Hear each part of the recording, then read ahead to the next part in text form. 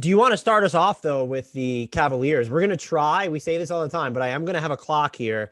We were going to do 8 minutes, but when I went on the box and one with Coach Spins, he did 7 minutes per team.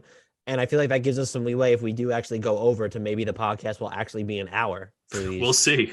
And also, 7x7's catchy, so I'm stealing it. The idea is not stolen from Spins. We did a different type of exercise, but 7x7, thank you. I mean, I guess like 7x14, but we will have the Western Conference probably next week because I'll do something with the playoffs later this week. But we're trying to go 7 minutes per team, which entails me actually remembering to keep track of this. So my phone is in front of my face, and we're starting the clock on the Cavaliers. Mr. Adam Frommel, what's your biggest question for them heading into the offseason?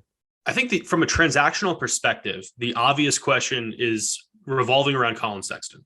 Is he going to come back coming off this season that was cut short by injury? Is he going to go elsewhere? He said that he wants to come back. Are they going to? But I think even more importantly is if he does come back or if he doesn't, and they're relying solely on internal improvement, is there enough in Cleveland to improve an offense that finished in the bottom third of the league? Because this defense is phenomenal, but unless the offense catches up, it's too susceptible to these ugly losses that ultimately kept it out of a true playoff position, forced it into a play-in game, which did not go so well. And I'll clarify this quickly, and it's very clear that you approached it the same way.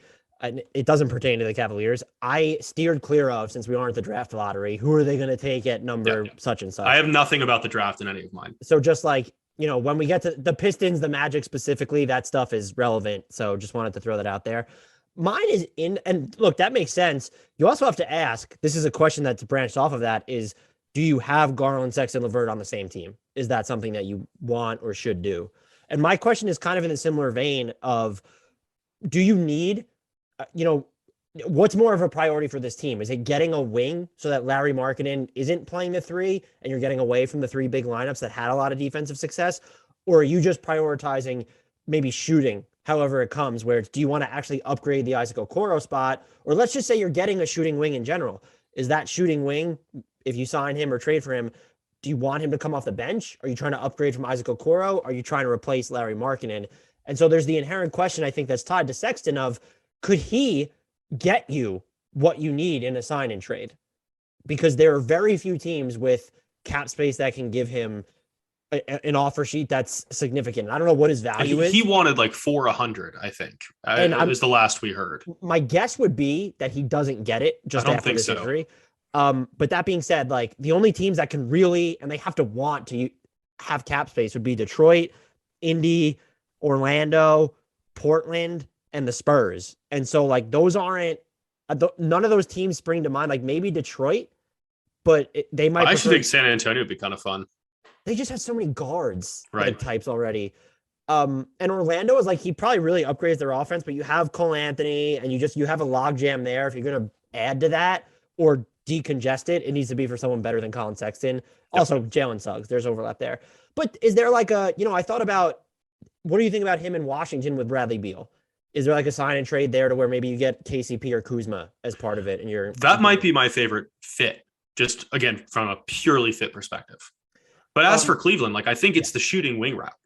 Like that's what I would like to see the Cavaliers do, even if it does come at the expense of some of those three big lineups that, as you said, had defensive success. Because I actually do believe in the internal improvement route for this offense, if only because of Evan Mobley, where he struggled a good bit on offense as a rookie, but you could see those flashes, the face-up game, the turnaround jumpers, the ability to create off the bounce. And you have one of the five best passers in basketball on your team already in Darius Garland. I don't really want someone like Sexton who's going to take the ball out of his hands a lot, while also probably hindering some of that growth from Mobley just by virtue of the missed opportunities. It's nothing, I'm not trying to take away from Sexton's game so much as saying that there's a little bit of overlap that it might prevent the growth we could otherwise see from this team. Yeah, and I do think you pointed out that Mobley is going to have more to offer on the ball. You have to be willing to stomach it. But if you have LeVert, Sexton, and Garland on the same team, even if you're staggering them, one of them is going to presumably come off the bench, I would think, then you are still sort of allocating touches away from him. And so it sounds like you would go the let's see. And it could be, if you want to keep Sexton, I'm not saying that he's not worth keeping. Maybe it's do you make the either or decision between him and LeVert? Because LeVert's going to be a free agent after next season as of right now. So do you see what you can get in a LeVert Sexton package? I would argue, just based off age and even injury history now, given that Sexton's coming back from his first major one, Sexton's going to net you more alone than a Kevin LeVert sign and trade. And so I think that's the route I would explore. That being said, on the Sexton front, because are you matching? Let's just say there isn't a deal to be had. Are you matching whatever offer, assuming one comes, that he receives and then figuring out later? Or if you're the Cavs, looking at the complexion of your roster, knowing if he's going to, let's just say he costs you north of 20 million still, is there like a leave it point for you where you're like, we'll let him walk away for nothing? I would probably upwards of like 18 a year. Wow. I think I would just sign it and figure it out later. I'm not going to lie. Maybe I'm just higher on Collin Sexton than a lot of others. I can't get some of the reporting that we heard throughout this season out of my head, just about like the locker room issues and whatnot. And I think that's too important with a young team that's clearly on the rise.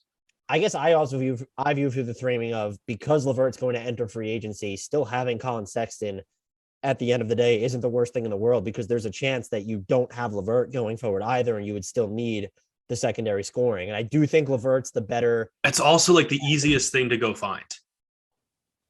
A secondary, like, I guess, because if you don't think that Collin Sexton can be the secondary, like, I don't want to say floor general, but the secondary ball handler to where he can create for others, I think he can at least fulfill the secondary part of that role, because the scoring is fine. Like, you can go out and you can find a fucking, Jordan Clarkson, but you can't. That's more what I mean. Yeah. I mean, the creation aspect is interesting, but that also presumes that Collin Sexton is able and willing to create, which is a role that he does not often like to fill.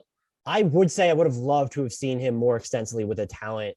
Just having the two bigs in Mobley and Allen opens up options he hasn't always had. I am with you, though. I'm team, like, you need to explore the full extent of Mobley's offense. And so I would prefer to move. It doesn't have to be Sexton, but I do think he nets you the most. Can you address the shooting wing stuff by using Sexton as bait in a sign and trade?